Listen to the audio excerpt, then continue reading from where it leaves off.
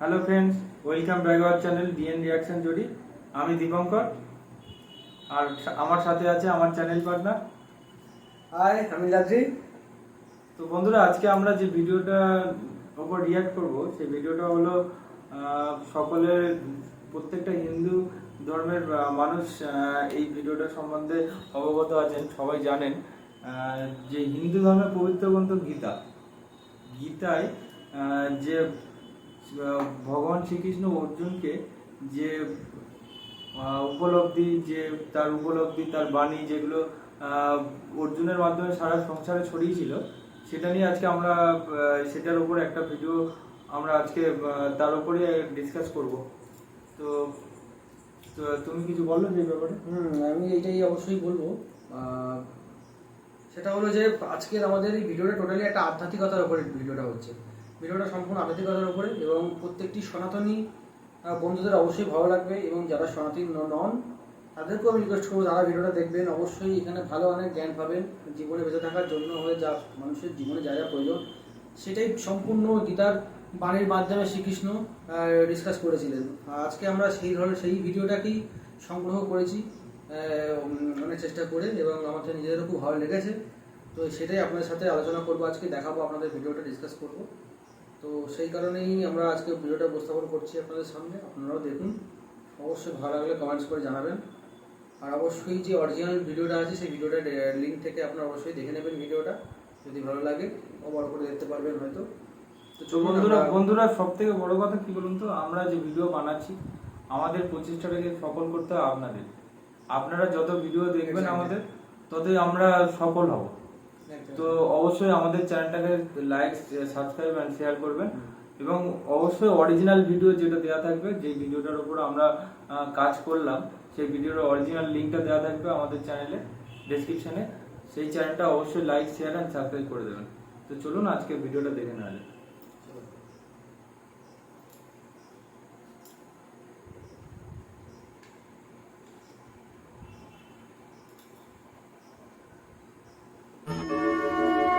यदा यदा हि धर्मस्य ग्लानिर्भवति भारत अभ्युत्थानम् अधर्मस्य तदात्मानं सृजाम्यहम्। कई बार जीवन में ऐसा होता है कि हमें अपनी समस्याओं का समाधान नहीं मिलता, या फिर विपत्ति के समय हम बहुत ज्यादा परेशान हो जाते हैं। कई लोग तो गुस्से में अपना आपा खो बैठते हैं, या फिर अपनी समस्याओं से विचलित होकर भाग खड़े होते हैं। ऐसे में गीता में लिखे गए ये उपदेश हमारी सारी समस्याओं का चुटकियों में हल कर देते हैं और हमें जीवन जीने की कला सिखाते हैं। हिंदू धर्म के इस महान ग्रंथ गीता के उपदेश इंसान अपने जीवन में सम्मिलित कर ले तो मूर्ख व्यक्ति के जीवन का भी बेड़ा पार हो सकता है। तो आइए जानते हैं भागवत गीता सार का अनमोल ज्ञान, जो इंसान के मन को शांत कर उसे एक खुशनुमा जीवन व्यतीत करने में मदद करता है।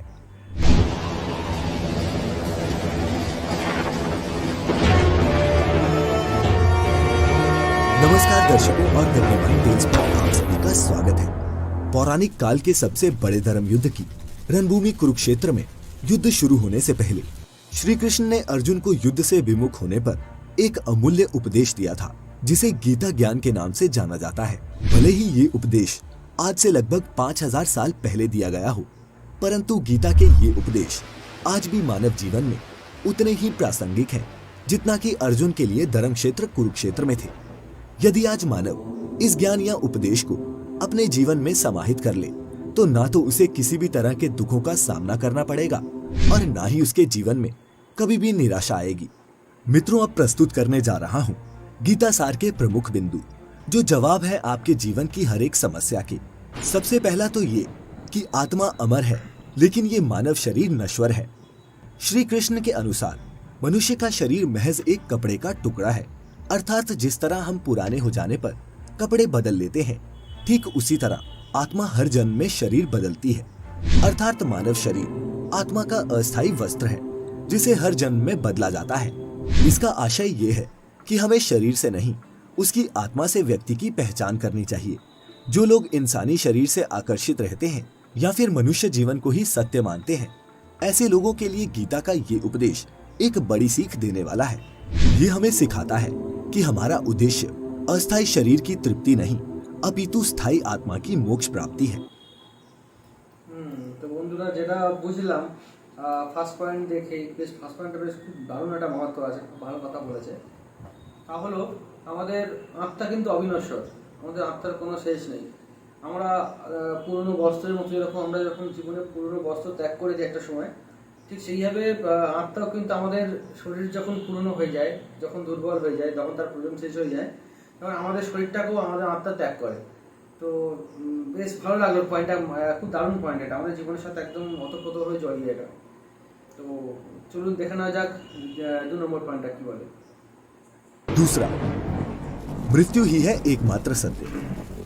कुरुक्षेत्र के मैदान में कृष्ण अर्जुन से कहते हैं, जन्म और मरण जीवन का एक चक्र है जिसे जान लेना बेहद आवश्यक है, क्योंकि मनुष्य के जीवन का मात्र एक ही सत्य है और वो है मृत्यु। अर्थात जिसने भी इस दुनिया में जन्म लिया है उसे एक ना एक दिन इस संसार को छोड़कर जाना ही है, और यही इस दुनिया का अटल सत्य है। फिर भी इस बात को नकारा नहीं जा सकता कि हर इंसान अपनी मौत से भयभीत रहता है, अर्थात मनुष्य अपने जीवन के सबसे बड़े अटल सत्य से ही भयभीत रहता है, और यह इंसान की वर्तमान की खुशियों को भी खराब कर देता है। इसीलिए किसी भी तरह का डर नहीं रखना चाहिए। मृत्यु तो वो परम सत्य है जिसे एक दिन आना ही है, और इसीलिए मृत्यु से भय मूर्खतापूर्ण है। তো বন্ধুরা 2 নম্বর পয়েন্টে যেটা বোঝাতে চেয়েছে যে মৃত্যুই কিন্তু সত্যি কথা বলতে মৃত্যুই সত্যি, মানে এর থেকে বড় সত্যি আর কিছু হয় না, মানে জন্মালে মরতেই হবে, এটাই হচ্ছে অমর বাণী। এটা চরম সত্য, মানে এটাই অমর বাণী, মানে কোন রকম খণ্ডন করা যাবে না। তবুও আমরা মানুষ তো, মানুষের প্রত্যেকটা মানুষ নিজেদেরকে সব থেকে বেশি ভালোবাসি।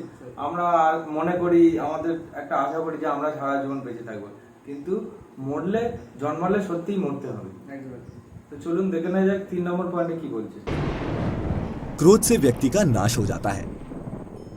भगवान श्री कृष्ण ने गीता के एक उपदेश में कहा है कि क्रोध से भ्रम पैदा होता है और भ्रम से बुद्धि का विनाश होता है। वहीं जब बुद्धि काम नहीं करती तब तर्क नष्ट हो जाते हैं और व्यक्ति का नाश हो जाता है। इस तरह हर व्यक्ति को अपने गुस्से पर काबू रखना चाहिए, क्योंकि क्रोध भी भ्रम पैदा करता है। इंसान गुस्से में कई बार ऐसे काम कर जाता है जिससे उसे काफी हानि पहुंचती है। वहीं अगर क्रोध पर काबू नहीं किया जाए तो इंसान कई गलत कदम भी उठा लेता है। वहीं जब क्रोध की भावना इंसान के मन में पैदा होती है तो हमारा मस्तिष्क भी सही और गलत के बीच अंतर करना छोड़ देता है। इसीलिए इंसान को हमेशा क्रोध के हालातों से बचकर हमेशा शांत रहना चाहिए, या फिर क्रोध में कोई भी फैसला नहीं लेना चाहिए, क्योंकि गुस्से में लिया गया फैसला इंसान को गहरी क्षति भी पहुंचा सकता है। বাহ, এটা খুব একটা ভালো পয়েন্ট বললো 3 নম্বরে, যে আমাদের মানুষদের সাধারণত ক্রোধ থেকে সম্পূর্ণ দূরবিরত থাকা উচিত। কারণ ক্রোধ থেকেই, মানে রাগ থেকেই ভ্রম তৈরি হয়, আর সেই ভ্রমের বশে মানুষ অনেক ভুল কাজ করে ফেলে। তো ক্রোধ থেকে যেহেতু ভ্রম তৈরি হয়, ক্রোধটাকে যদি আমরা কন্ট্রোল করতে পারি নিজেরা, এখন মানে নিজেদের মধ্যে সেটাকে বশ বানাতে পারি ক্রোধকে, তাহলে ভ্রম আমাদের মধ্যে তৈরি হবে না, আর ভ্রম না তৈরি হলে কোনো ভুল কাজও আমাদের দ্বারা হবে না। মানে রাগটাকে কন্ট্রোল করতে হবে, রাগকে নিজের মধ্যে কন্ট্রোল করতে হবে। কারণ এই ভ্রমের বশে কোনো কাজই ভালো হয় না, বিপদ আপদ ঘটতে থাকে, মানুষের হাতে অনেক খারাপ কাজ হয়ে যায় অনেক সময়। তো সেই ক্ষেত্রে আমাদের উচিত আমাদের ক্রোধটাকে কন্ট্রোল করা অবশ্যই। তো চলুন এবার দেখে নেওয়া যাক পরবর্তী পয়েন্টটা কি বলে। मनुष्य अपने कर्मों को नहीं छोड़ सकता। श्री कृष्ण ने गीता सार में बताया है कि कोई भी इंसान अपने कर्म को नहीं छोड़ सकता, अर्थात जो लोग कर्म में लगे रहते हैं उन्हें उस मार्ग से हटाना ठीक नहीं है, क्योंकि ज्ञानवादी बनने के लोभ में अगर उनका कर्म छूट जाता है तो वे दोनों तरफ से भटक जाएंगे। मनुष्य ना तो कर्मों को किए बिना निष्कर्मता यानी योग निष्ठा को प्राप्त होता है, और ना कर्मों के केवल त्याग मात्र से सिद्धि यानी कि सांख्य निष्ठा को प्राप्त होता है। তো বন্ধুরা এখানে 4 নম্বর পয়েন্টে যেটা বলছে, যেটা বোঝাতে চাইলো আর কি, কর্ম হচ্ছে জীবনের, মানে আপনার জীবন আপনি যদি কোনো কাজ না করেন, যদি সবসময় বসে থাকেন, ঘোরেন, তাহলে কিন্তু আপনার জীবন বেকার। কর্মই হচ্ছে জীবনের সব থেকে সফল জিনিস। কর্মই ধর্ম, সেই জন্য উক্তি আছে, কর্মই ধর্ম। সেই কারণে কর্ম করে যেতে হবে জীবনে। তো চলুন দেখে নেওয়া যাক 5 নম্বর পয়েন্ট কি বলছে। प्रकृति व्यक्ति को कर्म करने के लिए बाध्य करती है। जो व्यक्ति कर्म से बचना चाहता है वह ऊपर से तो कर्म छोड़ देता है, लेकिन मन ही मन उसमें डूबा रहता है। अर्थात जिस तरह का भी व्यक्ति का स्वभाव होता है उसी के अनुरूप वह अपने कर्म करता है। মানে এটা 5 নম্বর পয়েন্টটা ওই কর্মের উপরই অনেকটা বলেছে, এটা আলাদা বিশেষ কিছু নেই। মানে 5 নম্বর পয়েন্টে বলতে চাইলে যে কর্মটা কি রকম করা উচিত। একদম তাই। মানে কর্ম তো অনেক রকম হয়, কেউ চুরি করে, কেউ ডাকাতি করে, আবার কেউ কঠোর পরিশ্রম করে। ওরা কেউ বিভিন্ন রকম কর্ম করবো ভাবে এদিকে যেটা করছে সে কাজ ছেড়ে দিয়ে বসে থাকে। তো কর্মের অনেক ধরন প্রকারভেদ আছে, তো কিরকম কর্ম করা উচিত সেটাকে বলতে চাইছে 5 নম্বর পয়েন্টে। তো চলুন দেখে নেই 6 নম্বর পয়েন্ট কি বলছে। मन को काबू में रखें। गीतासार में उन लोगों के लिए संदेश दिया गया है जो लोग अपने मन को काबू में नहीं रखते, क्योंकि ऐसे लोगों का मन इधर उधर भटकता रहता है और उनके लिए वह शत्रु के समान ही काम करता है। जब व्यक्ति का मन सही होता है तो उसका मस्तिष्क भी सही तरीके से काम करता है। इसीलिए अपने मन को हमेशा काबू में रखें। जो मूढ़ बुद्धि मनुष्य समस्त इंद्रियों को हठपूर्वक ऊपर से रोककर मन से उन इंद्रियों के विषय का चिंतन करता रहता है वह मिथ्याचारी अर्थात दंभी कहलाता है।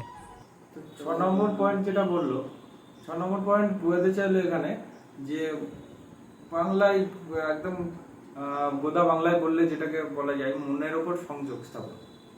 মানে আপনার মনটা আপনার কন্ট্রোলের মধ্যে রাখতে হবে। সেটা কি নিজের মনের উপর বস মানে আপনার মনটা অন্য খারাপ দিকে যেন ডাইভার্ট না হয়ে যায়, এটাই বলতে চাইলো। তো চলুন দেখে নেই পরের পয়েন্টটা কি বলছে।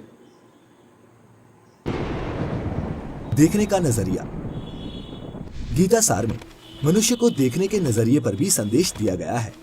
इसमें लिखा है जो ज्ञानी व्यक्ति ज्ञान और कर्म को एक रूप में देखता है उसी का नजरिया सही है, और जो अज्ञानी पुरुष होता है उसे ज्ञान नहीं होने की वजह से वह हर किसी चीज को गलत नजरिए से देखता है। এটা খুব একটা ভালো পয়েন্ট, 7 নম্বর পয়েন্টটা খুব দারুণ একটা পয়েন্ট বলেছে। এটা হচ্ছে দৃষ্টিভঙ্গি। সবসময় জ্ঞানী মানুষ বা জ্ঞানী ব্যক্তি সবসময় তার দৃষ্টিভঙ্গিটা থাকে সবসময় সুন্দর। সে তার চোখের সামনে যাই দেখুক না কেন সেটাকে সে সুন্দর মনে করেই দেখে। আর যে অজ্ঞানী ব্যক্তি হয়, যার মধ্যে কোনো জ্ঞান থাকে না, নিরক্ষর, সে সর্বদা যে কোনো ভালো জিনিসটা করে সেটা সে খারাপভাবে দেখে, একদম তাই। তো সেটা এটা আমরা সর্বদা ফেস করে চলেছি মানব জীবনে, এটা সর্বদা ওটা হয়ে থাকে। তো এটা খুব ওতপ্রোতভাবে জড়িয়ে আছে আমাদের জীবনের সাথে এটা। ঠিক আছে, চলুন দেখে নেওয়া যাক 8 নম্বর পয়েন্ট কি বলে। खुद की पहचान करें। गीतासार में यह भी उपदेश दिया गया है कि मनुष्य को पहले खुद का आकलन करना चाहिए और खुद की क्षमता को जानना चाहिए, क्योंकि मनुष्य को अपने आत्मज्ञान की तलवार से काटकर अपने हृदय से अज्ञान के संदेह को अलग कर देना चाहिए। जब तक मनुष्य खुद के ही बारे में नहीं जानेगा तब तक उसका उद्धार नहीं हो सकता। कर्म करें और फल की इच्छा न करें। जो लोग कर्म नहीं करते और पहले से ही परिणाम के बारे में सोचते हैं, ऐसे लोगों के लिए गीतासार का ये उपदेश बड़ी सीख देने वाला है। इसमें श्री कृष्ण ने कहा है कि इंसान को अपने अच्छे कर्म करते रहना चाहिए और ये नहीं सोचना चाहिए कि इसका परिणाम क्या होगा, क्योंकि कर्म का फल हर इंसान को मिलता है। इसीलिए इंसान को इस तरह की चिंता को अपने मन में जगह नहीं देनी चाहिए। अर्थात किसी काम को करते हुए इंसान को उसके परिणाम के बारे में बिल्कुल भी नहीं सोचना चाहिए और हर काम को चिंता मुक्त होकर ही करना चाहिए। তো 8 নম্বর পয়েন্টটা যেটা বলতে চাইলো, মানে খুব সাধারণ ভাষায় বলতে গেলে নিজের পরিচয় তৈরি করা। কিভাবে করবেন নিজের পরিচয় তৈরি? ধরুন আপনি সবসময় চেষ্টা করেন যে প্রত্যেকটা মানুষই এরকম চিন্তা ভাবনা করে যে আমাকে সবাই চিনুক, আমি একটু জনপ্রিয়তা লাভ করি। তো সেটার জন্য কি করতে হবে, আপনাকে লোকে আমাকে চিনুন এরকম না করে আপনি এমন কিছু করুন যেটা লোক জানবে, হ্যাঁ এই ব্যক্তিটা এই। নিজের পরিচয় তৈরি করা, এটাই বলতে চাইলেন 8 নম্বর পয়েন্ট। একদম ভালো কাজ করতে হবে। তাছাড়া নিজেকে চেনানোর জন্য প্রথমে সবার আগে নিজেকে চিনতে হবে। আগে নিজেকে যদি না চিনতে পারো তুমি কাউকে নিজেকে চেনাতে পারবে না, কাউকে চিনতেও পারবে না। 9 নম্বর পয়েন্ট কি বলছে দেখি। इंद्रियों पर संयम ही कर्म और ज्ञान का निचोड़ है। सुख और दुख में मनुष्य के मन की स्थिति एक जैसी नहीं रहती। सुख में मनुष्य ज्यादा उत्साहित हो जाता है और दुख में वह बेकाबू हो जाता है। इसीलिए सुख और दुख दोनों में ही मनुष्य के मन की समान स्थिति हो इसे योग ही कहा जाता है। वहीं जब मनुष्य सभी सांसारिक इच्छाओं का त्याग करके बिना फल की इच्छा के कोई काम करता है तो उस समय वह मनुष्य योग की स्थिति में कहलाता है। और जो मनुष्य मन को वश में कर लेता है उसका मन ही उसका सबसे अच्छा मित्र बन जाता है। लेकिन जो मनुष्य अपने मन को वश में नहीं कर पाता उसके लिए वह मन ही उसका सबसे बड़ा दुश्मन बन जाता है। और जिस मनुष्य को ज्ञान की प्राप्ति हो जाती है उसके लिए सुख दुख, सर्दी गर्मी और मान अपमान सब एक समान हो जाते हैं। ऐसा मनुष्य स्थिर चित्त और इंद्रियों को वश में करके ज्ञान द्वारा परमात्मा को प्राप्त करके हमेशा संतुष्ट रहता है। নম্বর পয়েন্টটা বেশ ভালো। মানুষ আনন্দের সময় খুব এক্সাইটেড হয়ে যায়, আনন্দের সময় খুব আনন্দ উপভোগ করে, আবার খারাপ সময় একদম মানে তারা একদম ভেঙে পড়ে। তো যদি মনটাকে একটা স্থির জায়গায় নিয়ে রাখা যায় তাহলে আনন্দ হোক বা দুঃখের সময় হোক তাহলে মনটা একটা নির্দিষ্ট স্থিতিতেই থাকবে। তখন সে অতিরিক্ত আনন্দ যেমন উপভোগ করবে না, আবার অতিরিক্ত ভেঙে পড়া কষ্টটাকেও সে উপভোগ করবে না, সে পুরো জিনিসটাকে মানিয়ে নিয়ে চলতে পারবে। এটা বেশ খুব সুন্দর একটা পয়েন্ট বলেছেন। চলুন দেখি দশেরটা কি বলে। दूसरों से पहले खुद पर विश्वास करें। श्रीमद् भागवत गीता में श्री कृष्ण ने उपदेश दिया है कि हर मनुष्य को खुद पर पूरा भरोसा रखना चाहिए, क्योंकि जो लोग खुद पर भरोसा रखते हैं वह निश्चय ही सफलता हासिल करते हैं। वहीं इंसान जैसा विश्वास करता है वह वैसा ही बन जाता है। তো বন্ধুরা 10 নম্বর পয়েন্ট যেটা বলে যে এটা খুব হুবহু সত্যি কথা, মানে এটা সচরাচর দেখাই যায়। মানে 10 নম্বর পয়েন্টে বোঝাতে চাইলো যে নিজের ওপর বিশ্বাস করুন, লোকের ওপর বিশ্বাস করার থেকে নিজের ওপর বিশ্বাস করুন। ধরুন আপনাকে কেউ একজন আপনার খুব ঘনিষ্ঠ বন্ধু বললো, এই জানিস তো ও তোর নামে এই বলেছে বা তুই এইগুলো করেছিস, আপনি ওইসব কথায় কান না দিয়ে নিজের থেকে স্যাটিসফাই হন যে না আমি ওটা বলতে পারি না বা ও আপনাকে বলতে পারে না, যে এই নিজের ওপর বিশ্বাস এই জিনিসটাকে বোঝাতে চাইলো। নিজের উপর বিশ্বাস রাখলে সে ব্যক্তি সর্বদা সফল হবেই। তো চলুন তার ব্যক্তিগত জীবনে হোক কর্মজীবনে হোক সে ব্যক্তি সফলতা পাবেই। তো 11 নম্বর পয়েন্ট কি বলছে দেখে নিই। अपने लक्ष्य को पाने के लिए लगातार प्रयास करें। गीतासार के इस उपदेश का अगर कोई भी व्यक्ति अपने जीवन में पालन करे तो निश्चय ही वह एक सफल व्यक्ति बन सकता है। जो लोग पूरे विश्वास के साथ अपने लक्ष्य को पाने का प्रयास करते हैं वह निश्चय ही अपने लक्ष्य को पा लेते हैं। लेकिन मनुष्य को अपने लक्ष्य को हासिल करने के लिए लगातार चिंतन करते रहना चाहिए। বেশ ভালো বলেছে। 11 নম্বর পয়েন্টটা দারুণ বলেছে। জীবনের লক্ষ্য পূরণ না হওয়া পর্যন্ত তার সেই লক্ষ্যের দিকে ছুটে যেতে হবে। লক্ষ্য দিকে ডেডিকেটেড হিসাবে এগোতে থাকলে তবে অবশ্যই সেই লক্ষ্যটা পূরণ করা সম্ভব। এটা অবশ্যই খুব ভালো। নিজের সবসময় নিজের লক্ষ্যে অটুট থাকা উচিত। একদম তাই, খুব ভালো এটা। চলুন 12 নম্বরটা কি বলে দেখি। पहले खुद का काम करें। श्रीमद् भागवत गीता में श्री कृष्ण ने ये उपदेश दिया है कि वह अपने काम को पहले प्राथमिकता दे और पहले अपना काम पूरा करने की कोशिश करें, तभी दूसरे का काम करें। क्योंकि जो लोग पहले अपना काम नहीं करते और दूसरों का काम करते हैं ऐसे लोग अक्सर परेशान रहते हैं। তো বন্ধুরা 12 নম্বর পয়েন্ট যেটা বলছে যে আপনার যে নিজের কাজটা আছে সেই নিজের কাজটা আগে প্রথমে মন দিয়ে করা উচিত। মানে ধরুন আপনার একটা কাজ আছে খুব ইম্পর্টেন্ট কাজ, তো আপনি নিজের কাজটা ফেলে রেখে অন্যের কাজটা করলেন, তাহলে কি হবে আপনার মাথায় কিন্তু সবসময় চিন্তা থাকবে যে আমার কাজটা আমার করা হয়নি, করতে হবে। তো সেই জন্য সবসময় উচিত নিজের কাজ আগে করে নিয়ে তারপরে অপরের কাজটা করুন। একদম তাই। तो चलो परेर पॉइंट की बोलছে দেখে নি। अपने काम में खुशी खोजें। जो लोग अपने काम को मन लगाकर करते हैं और अपने काम में खुशी ढूंढ लेते हैं वह लोग निश्चय ही सफलता प्राप्त करते हैं। वहीं दूसरी तरफ कई लोग ऐसे भी होते हैं जो किसी काम को बोझिल समझकर उस काम को सिर्फ निपटाने की कोशिश करते हैं। ऐसे लोग किसी काम को ढंग से नहीं कर पाते और अपने जीवन में पीछे रह जाते हैं। এটাও ভালো বলেছে। এটা আমাদের অফিসিয়াল ক্ষেত্রে বা যে কোনো কাজের ক্ষেত্রে আমরা এটা সর্বদা ফেস করে থাকি। যে কোনো কাজ যদি আপনি বুঝতে পারেন, যদি আমরা বুঝতে পারি কাজটা কেমন বা কাজটা যদি বুঝে যাই সম্পূর্ণ এবং কাজের মধ্যে আনন্দ লাভ করে কাজটা করতে থাকি তো আমরা সেই কাজের মধ্যে সাকসেস পাবোই, সেখানে আমরা সাকসেসফুল আমরা হবই। তো যারা সেই জিনিসটা করতে পারে না, হয়তো কাজ বুঝলো না বা কাজ বুঝেও সেটা নেগলেক্ট করছে, অবহেলা করছে, সেক্ষেত্রে সে কখনোই সাকসেস পাবে না। যে কাজ বুঝছে না সেও সাকসেস পাবে না, আবার যে কাজ বুঝে কাজটাকে গুরুত্ব দিচ্ছে না সেও সাকসেস পাবে না। তো অবশ্যই আমাদের কাজ বুঝতে হবে এবং সেই লক্ষ্যে এগিয়ে যেতে হবে কাজটাকে সাকসেস করার জন্য। নিজের কাজটা খুশি হয়ে করা উচিত। একদম তাই, একদম এটাই বোঝাতে চাই। একদম একদম। তো চলুন দেখে নেওয়া যাক পরের পয়েন্টটা। ईश्वर एक है। श्रीमद् भागवत गीता में भगवान श्री कृष्ण ने कहा है कि सब एक ही भगवान की विभूतियां हैं। जो भी लोग भगवान के अलग अलग रूपों की पूजा करते हैं और उनकी अलग अलग शक्तियों में भरोसा रखते हैं, ऐसे लोगों के लिए ये जान लेना बेहद जरूरी है कि सभी एक ही भगवान की विभूतियां हैं। मनुष्य के अच्छे गुण और अवगुण भगवान की शक्ति के ही रूप हैं। जो लोग सच्चे मन से भगवान की आराधना करते हैं और अपना पूरा ध्यान भगवान की भक्ति में लगाते हैं, वह लोग पूर्ण सिद्ध योगी माने जाते हैं।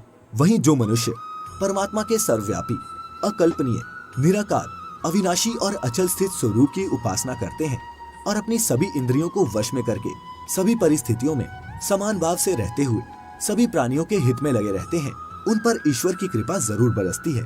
आपको बता दें कि गीता सार में महाभारत के युद्ध में भगवान श्री कृष्ण ने अर्जुन से कहा कि हे अर्जुन, अपने मन को मुझ में ही स्थिर कर और अपनी बुद्धि को मुझ में ही लगा। इस तरह तू निश्चित रूप से मुझ में ही हमेशा निवास करेगा। वहीं अगर तू ऐसा नहीं कर सकता तो भक्ति योग के अभ्यास द्वारा मुझे प्राप्त करने की इच्छा पैदा कर। इस तरह तू मेरे लिए कर्मों को करता हुआ मेरी प्राप्ति रूपी परम सिद्धि को प्राप्त करेगा। 14 নম্বর পয়েন্টটা বোঝাতে চাইলে যে সব ঈশ্বরই এক। এই যে আমরা বলি এই ঠাকুর ওই ঠাকুর সেই ঠাকুর, তো এখানে ভগবান শ্রীকৃষ্ণ অর্জুনকে বলছে যে সব ঈশ্বরই এক, এটাই বোঝাতে চাই। যদি পারো আমাকে পাওয়ার চেষ্টা করো, মোক্ষ লাভের চেষ্টা। বেশ ভালো, পয়েন্টটা বেশ সুন্দর বলেছে।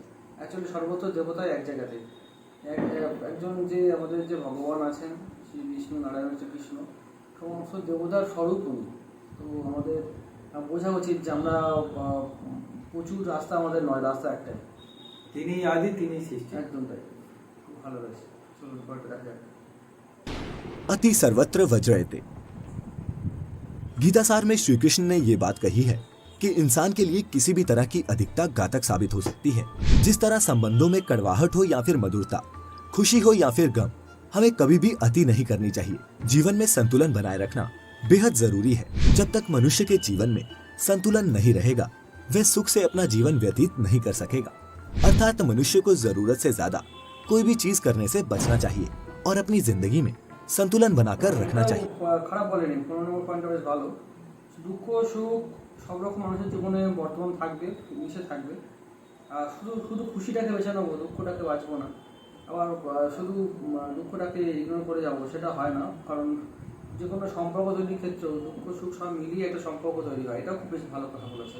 তো আমাদেরকে দুটোকে সামঞ্জস্য তালে নিয়ে এগিয়ে নিয়ে যাওয়া উচিত। মানে কোনো জিনিস চিরস্থায়ী না, মানে আপনি কোনো সময় সুখী হবেন, আবার কোনো সময় দুঃখী হবেন। তো সেটাই বোঝাতে চাইলো যে যা কিছুই হোক অল্পতে সন্তুষ্ট হওয়া উচিত, এটাই বোঝাতে চাইলো। তো চলুন পরের পয়েন্টটা দেখে নিই। स्वार्थी न बने। गीतासार में कृष्ण ने उन लोगों के लिए इस उपदेश के माध्यम से एक बड़ी सीख दी है जो लोग दूसरों की भलाई पर ध्यान नहीं देते और सिर्फ अपना मतलब साधने में लगे रहते हैं। उन लोगों का कभी भी भला नहीं होता। आपको बता दें कि इंसान का स्वार्थ उसे अन्य लोगों से दूर ले जाकर नकारात्मक हालातों की तरफ धकेलता है, जिसके चलते व्यक्ति अकेला रह जाता है। वहीं अगर आप चाहते हैं कि आप भी अपना जीवन खुशीपूर्वक व्यतीत करें, तो इसके लिए जरूरी है कि आप किसी स्वार्थी को अपने पास ना आने दें, क्योंकि स्वार्थी मनुष्य दोस्ती भी सिर्फ अपना स्वार्थ निकालने के लिए करते हैं। তো 16 নম্বর পয়েন্টে বলছে স্বার্থপর, আপনি স্বার্থপর না হয়ে আপনি যে সকল বন্ধু আছে আপনার সঙ্গে স্বার্থের সঙ্গে মেশে তাদের স্বার্থ ছেড়ে দিতে বলছে। আর নিজেকে স্বার্থপর না হয়ে মানে অপরের উপকারী হওয়া উচিত, এরকম বলে যাচ্ছে। তো এটাও বেশ ভালোই বলেছে, খারাপ বলেনি। কারণ বেশ পয়েন্টটা খুব সুন্দর। কারণ এটা মানুষের অনেক কিছু শেখার আছে এখানে, অনেক কিছু মানুষ শিখতে পারবে। এখন এই বাস্তব জীবনটার সাথে গীতা সারাংশটা যদি ম্যাচ করানো যায় তাহলে মানুষের জীবনটা আরো স্মুথ হবে আর কি। চলুন পরের পয়েন্টটা দেখে নেওয়া যাক। ईश्वर हमेशा मनुष्य का साथ देता है। आपने अक्सर ये सुना होगा कि जिसका कोई नहीं होता उसका भगवान होता है। गीता सार में भी ये कहा गया है कि ईश्वर हमेशा मनुष्यों का साथ देता है। वहीं जब व्यक्ति इस प्रभावशाली सत्य को मान लेता है तो उसका जीवन पूरी तरह से बदल जाता है। सृष्टि निर्माता ईश्वर ही हैं, जो संपूर्ण जगत को चला रहे हैं।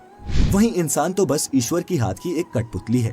इसीलिए इंसान को कभी भी अपने भविष्य या फिर अतीत की चिंता नहीं करनी चाहिए, क्योंकि हर विकट परिस्थिति में ईश्वर इंसान का साथ देता है और उसे मुश्किलों से बाहर निकालता है। इसीलिए हम सभी को ईश्वर पर भरोसा रखना चाहिए। এটা খুব ভালো বলেছে। যার কেউ নেই তার ভগবান আছে, আর ভগবান সর্বদা তাদের মানুষের খারাপ সময়ে খারাপ পরিস্থিতিতে তাদের পাশে থাকে। আর এই জগৎ সংসার তারই সৃষ্টি, তারই মানে সেই পরিচালনা করে চলেছে আমাদের জগৎ সংসারকে। আমরা তো কাঠের পুতুল মাত্র সামান্য, তারই নির্দেশে আমরা চলেছি। তো বইটা বেশ সুন্দর পাইল, বেশ ভালো। দেখুন দেখি 18 নম্বর পার্টটা কি বলে। संदेह की आदत इंसान के दुख का कारण बनती है। जिन लोगों में शक या संदेह की आदत होती है, या फिर जो लोग जरूरत से ज्यादा शक करते हैं, ऐसे लोगों के लिए श्री कृष्ण ने गीता में कहा है कि पूर्ण सत्य की खोज या फिर संदेह की आदत इंसान के दुख का कारण बनती है। भगवान श्री कृष्ण के द्वारा श्रीमद् भागवत गीता में जो भी उपदेश दिए गए हैं, अगर इन उपदेशों को लोग अपने जीवन में उतार लें तो वे निश्चित ही अपने जीवन में सफल होंगे। गीता सार के ये उपदेश वाकई एक सफल जीवन का निर्माण करने में एक अहम भूमिका निभा सकते हैं। तो प्रिय दर्शकों, अगर आपको गीता के इस ज्ञान से अगर कुछ भी नया তো 18 নম্বর পয়েন্টে যেটা বোঝালো যে সব থেকে এটা কিন্তু খুব ধ্রুব সত্যি কথা যে সন্দেহ মন যদি আপনার হয় তাহলে কিন্তু আপনার বিনাশ নিশ্চিত। আপনার মনটা সন্দেহ, যদি কোনো কারণে আপনার মনে কিছুতে সন্দেহ ঢুকে যায় তাহলে কিন্তু আপনার জীবনে কোনোদিন খুশি ভরে উঠবে না। একদমই তাই। কারণ যেটা লাস্ট পয়েন্টটা খুব সুন্দর বললো, যে যার সন্দেহ মন আছে বা যারা সন্দেহ করে তারা কখনো জীবনে সুখী হতে পারে না। এটা সত্যি কথা তাই। শুধু সন্দেহ মনে করে থাকতে থাকতে তার লাইফটা বেকারই হয়ে যাবে। যাই হোক বন্ধু, খুব ভালো লাগলো আজকে ভিডিওটা দেখে। আমাদের অনেক কিছু শিক্ষা লাভ করলাম, অনেক জ্ঞান লাভ হলো। গীতাতে শ্রীকৃষ্ণের বাণী তো অনেক আছে, পুরো গীতাটা মানে পড়ে শেষ করার অসম্ভব হয়ে বলে এত কিছুই লেখা আছে এখানে, যা আমাদের প্রত্যেকেরই পড়া প্রয়োজন। প্রত্যেকটি সনাতনধর্মী মানুষের আমি মনে করি গীতাটা পড়া প্রয়োজন। আপনারা সকলে পড়বেন, আশা করি অবশ্যই ভালো লাগবে। যেটা দেখবেন বঙ্গানুবাদ করা আছে গীতা, ওটা পড়বেন আরও বেশি ভালো লাগবে। কারণ শুধু সংস্কৃতটা একটা জিনিস ইমাজিন করে দেখো, আজ থেকে ধরো আনুমানিক 5000 বছর আগে গীতা, ঠিক আছে? তো সেই সময় 5000 বছর আগে সেই সময় যা যা ভগবান শ্রীকৃষ্ণ অর্জুনকে বলে গেছে সেইগুলো কিন্তু এখন হুবহু ধ্রুব সত্য আমরা বলছি। আর আমাদের সাথে সেগুলো অলরেডি সেগুলো আমরা ফেস করছি। তো এটাই ভগবানের মাহাত্ম্য, এগুলোই কৃষ্ণের মাহাত্ম্য। তো যতবারই আমাদের সংকটে পড়বে পৃথিবী, ততবারই সে অবতার হিসাবে আমাদের দেশে আসবে, সম্ভাবনা যুগে যুগে। তো যাই হোক ফ্রেন্ডস, তো আজকে কেমন লাগলো ভিডিওটা অবশ্যই আমাদের কমেন্ট করে জানাবেন। আর কী ধরনের ভিডিও আপনারা পেতে চান সেটাও নিশ্চয়ই লিখতে পারেন। আর অবশ্যই লাইক করবেন, সাবস্ক্রাইব করবেন অবশ্যই, আর কমেন্টও করবেনই। তো বন্ধু, আজকে এই পর্যন্তই আমাদের ভিডিও। আবার পরবর্তী ভিডিওতে দেখা হবে। নমস্কার।